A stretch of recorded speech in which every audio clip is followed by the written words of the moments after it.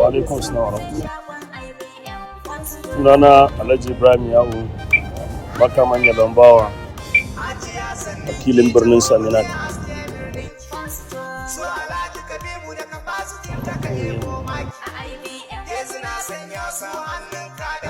A shagon IBM wani shago ne wanda yake tsakani da Allah mu al'umman da local government gaba ɗaya muna alfahari da shi.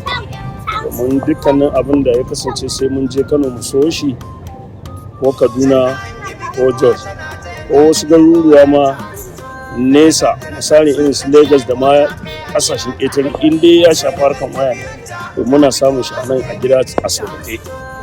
Wannan ya sa muna alfahari da shi kuma muna jin daɗi irin yadda yake supply mana kayayyaki ingantattu.